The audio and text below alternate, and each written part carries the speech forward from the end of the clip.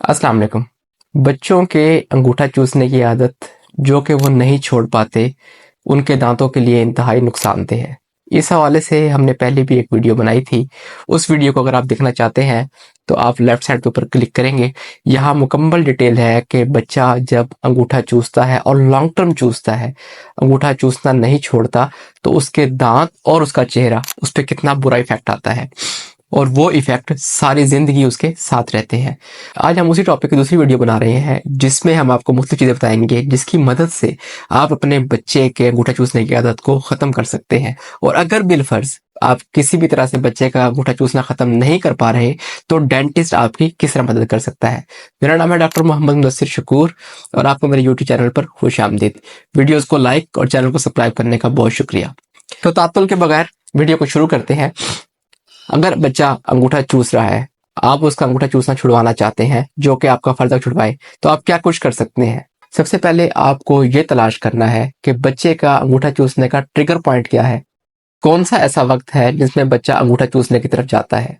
Just for example, सोने के वक्त आप देखते हैं कि बच्चा जब सोने लगता है तो वो इस तरफ जाता है कि वो अंगूठा चूसना शुरू कर दे, तो आप उसका अल्टरनेटिव तलाश करें। आप वहां पर उसको कंफर्टर दें, उसका कोई सॉफ्ट टॉय, उससे कोई बेयर, कोई भी उसका जो टेडी बेयर टाइप, कोई भी उसका सॉफ्ट टॉय उसको दे दें ताकि वो उससे डिस्ट्रैक्ट हो, अंगूठा ना चूसे और उसके साथ खेलना शुरू करे और खेलते खेलते उसके साथ सो जाए। अगर बच्चे की उम्र 4 से 5 साल है, 6 साल है, तो आप थोड़ी सी उसकी काउंसलिंग कर सकते हैं। आप उसे कह सकते हैं कि देखिए, आपका फलां क्लास फेलो है, वो तो अंगूठा नहीं चूसता, आपकी फलां दोस्त है, वो तो अंगूठा नहीं चूसती, तो आप अंगूठा क्यों चूसते हैं। अंगूठा चूसना बुरी बात है, मतलब आप उसकी जहन साजी कर रहे हैं। हो सकता है कि बच्चा कंपटीशन में आके, जैसे बच्चों की एक आदत होती है, वो इस चीज को फॉलो करे और अंगूठा चूसने की आदत को कम कर दे। अच्छा, बिलफर्ज ये भी तरीका काम नहीं कर रहा, तो आप क्या कर सकते हैं।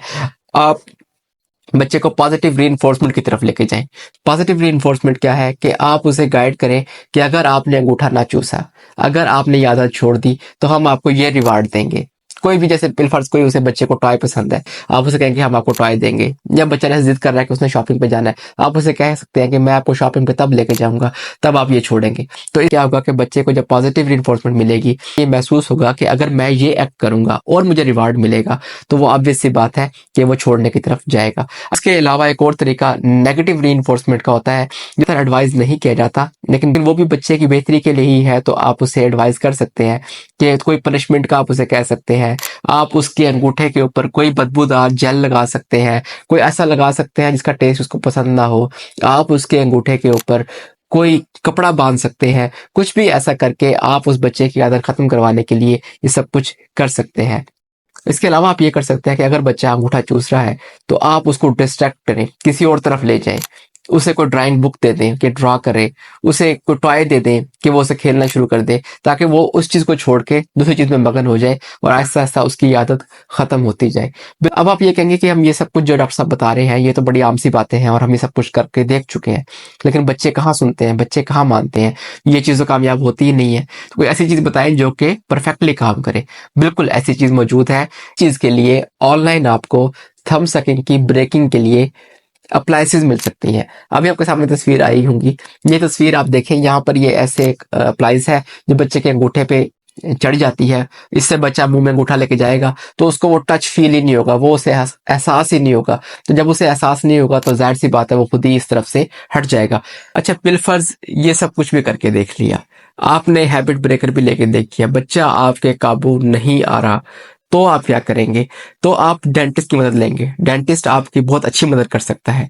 वो इस तरह, अभी आपके सामने एक पिक्चर आई होगी, डेंटिस्ट आपको इस तरह की अप्लायंस बनाकर दे देगा। वो अप्लायंसेस परमानेंट होंगी, फिक्स होंगी, बच्चे के तालों के ऊपर लग जाएंगी। तो यहाँ होगा क्या कि बच्चे के तालों के ऊपर तारों का एक जाल पिच जाएगा। तो जब बच्चा अंगूठा चूसेगा, अंगूठा मुंह में लेके जाएगा, तो बच्चे का अंगूठा तालू को टच ही नहीं हो पाएगा, क्योंकि बीच में ये अप्लायंसेस आ गई है। फिर ये अप्लायंस क्योंकि फिक्स है तो बच्चा उतार भी नहीं सकता। तो चाहते हुए ना चाहते हुए बच्चे को अपनी ये आदत छोड़नी पड़ेगी। जब आपको महसूस हो कि अब काफी अरसा हो गया है, बच्चा अपनी आदत तर्क कर चुका है, तो आप बच्चे को दोबारा डेंटिस्ट के पास लेके जाएंगे। डेंटिस्ट उसका वो अप्लायंस उतार देगा और वो बच्चा ऐसे ही हो जाएगा जैसे पहले था। इस अप्लायंस का कोई नुकसान नहीं है, इस अप्लायंस से कोई इशू नहीं आता, इस अप्लायंस से पेशेंट के खाने पीने में भी कोई खास प्रॉब्लम नहीं होती, बच्चे को बोलने में भी कोई प्रॉब्लम नहीं आती। अगर अप्लायंस अच्छी बनी हो, अप्लायंस बनाने वाला टेक्नीशियन बहुत अच्छा हो और डेंटिस्ट आपको उसको बहुत अच्छे तरीके से इंप्रेशन लेके भेजे और प्रॉपर गाइड करे, तो वो ऐसी अप्लायंस बनाकर देगा कि बच्चे का ना खाना पीना डिस्टर्ब होगा, ना ही उसकी फोनेटिक्स डिस्टर्ब होगी। वो कुछ अर्सा मुंह में लगी रहेगी, जैसे ही बच्चे की आदत खत्म हो आप उसकी अप्लायंस उतरवा दें। इससे क्या होगा कि बच्चे की थंब सकिंग की हैबिट ब्रेक हो जाएगी और थंब सकिंग के नेगेटिव असरात जैसे कि दांत का टेढ़ा होना, जैसे तालू का गहरा होना, जैसे जबड़े का पिचक जाना, ये सब कुछ नहीं आएगा और बच्चा लॉन्ग टर्म में बहुत ही बेहतर जिंदगी गुजार पाएगा। होप सो कि आपको ये वीडियो पसंद आएगी। वीडियो को लाइक करें और चैनल को सब्सक्राइब करें। Thank you.